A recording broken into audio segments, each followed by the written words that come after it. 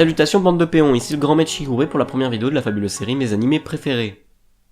Et oui, le nom de cette série est très recherché. Dans cette série de vidéos, je vais vous parler de mes animes préférés, comme le dit le titre. Cette série va pouvoir me permettre de parler des animes sous-cotés que j'apprécie beaucoup, et des animés très connus, qui sont pas sous-cotés, qui sont pas surcotés, qui sont bien. Et oui, du coup, j'ai enfin mon nouveau micro.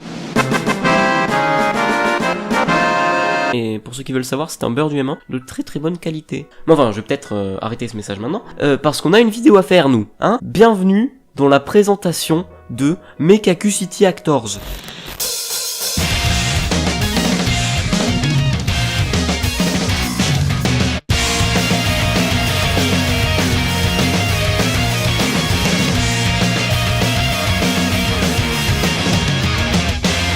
Mekaku City Actors est un anime adapté d'un ensemble de chansons connu sous le nom de Kagero Project, composé par Shizen no Tekipe ou Jin c'est plus simple, grâce au logiciel Vocaloid. L'anime reprend les personnages et les histoires contenues dans chacun des clips dans ses 12 épisodes durant chacun 23 minutes. Cet anime a été fait par le studio Shaft, qui a notamment créé Madoka Magica, les Monogatari Shilies, Sangatsu no Lion ou encore La Bouffe pour Chien Nisekoi. Il a aussi fait Fireworks, un excellent et ingénieux film d'animation, mais ça c'est qu'un petit détail. Mais enfin, l'histoire nous plonge dans... Merde, en fait c'est très compliqué à expliquer. Alors, Shintaro, un adolescent no-life qui reste enfermé chez lui, est obligé de parler tous les jours depuis 2 ans à une IA squatteuse du nom de Ene. Pendant qu'elle le taquine, il est très vite poussé à bout et renverse par mégarde sa boisson sur son clavier. Étant donné que son ordinateur représentait sa vie, et croyez-moi je suis bien placé pour le comprendre, il se doit de se racheter un nouveau clavier et au plus vite. Cependant, cette semaine il y a un certain événement au Japon qui fait que toutes les livraisons prendront un certain retard. Au bout de sa vie, Shintaro décide donc de partir avec Ene se racheter un nouveau clavier. Et après beaucoup d'emmerdes, parce qu'évidemment Shintaro est malchanceux, il va se retrouver à rejoindre un gang d'ados possédant des super pouvoirs nommés Mekakushidan. Quels sont leurs buts? Eh bien, je suis à la limite du spoil, donc non. Donc pourquoi ai-je décidé de vous parler de cet animé? Bah déjà, il est pas très connu, et aussi c'est un anime qui a réussi à s'instaurer une place dans le panthéon de mes animes préférés. Le design de l'anime est très spécial, c'est hyper beau, les personnages aussi, mais regardez comment ils ont la classe! Mais cela nous plonge encore plus dans les moments qui rendent cet animé spécial. Et oui, croyez-moi, je risque d'utiliser de mots de manière assez fréquente. Bon, après, il y a peut-être 2 petits problèmes dans ce style. Par exemple, le fait que les personnages figurants ne soient même pas dotés d'un chara design convenable. Et ça, bien que ça soit assez immersif, ça peut paraître feignant. Et il y a aussi ça. Et oui, c'est une ignominie très peu concevable. Je ne sais pas ce qui est la cause de ces 3 petites minutes animées de la sorte, mais putain que c'est dégueulasse. Vraiment, ils ont essayé de faire quelque chose, mais ils n'auraient peut-être pas dû aller jusque là. Mais enfin, comme je l'ai dit, ce moment ne dure qu'environ 3 minutes sur les environ 276 minutes que comptabilise cet animé, et il n'est en aucun cas représentatif de la qualité intégrale de l'œuvre. Cependant, j'ai peur du fait que les gens regardant cet animé le résument uniquement à cette vulgaire séquence, et ça serait vraiment bête. Cet anime est excellent, et gâcher son visionnage pour cette unique séquence serait honteux. Mais enfin, les musiques composant l'OST sont toutes jouissives. Pour les musiques principales, elles sont issues de reprises des musiques de base de Kagero Project par de très grands musiciens du Japon, tels que Luna Haruna, qui a fait des musiques pour des animés de type Sword Art Online,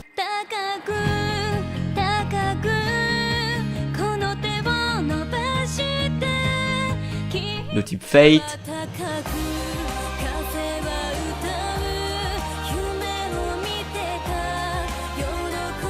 de type Saena Hiroi no Sodate Kata,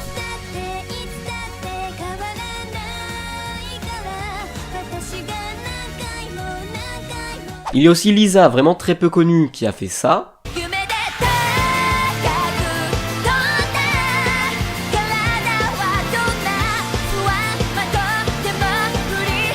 Ou ça.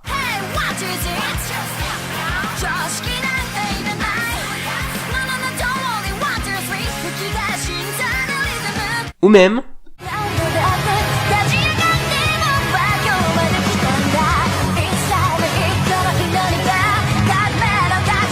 Il y a aussi Maria, la chanteuse de Garnidelia, qui a peut-être fait l'opening 2 de Kill la Kill.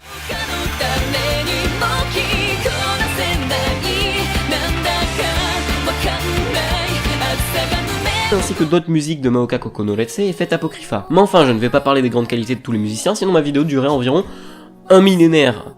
Peut-être 2. Si vous n'avez pas compris, toutes les musiques de l'anime, opening et ending compris, sont excellentes. Cependant, on peut dénoter, et c'est fort dommage, que certaines musiques sont beaucoup mieux mises en valeur que les autres. Et pour un anime basé sur les musiques, ça la fout mal. Par exemple, les musiques Kisaragi Attention, reprises par Luna Haruna.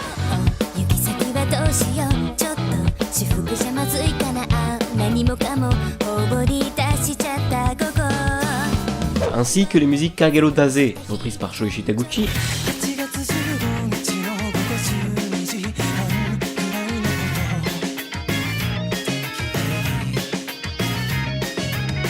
Et Lost Time Memory par Matsuyama Kota.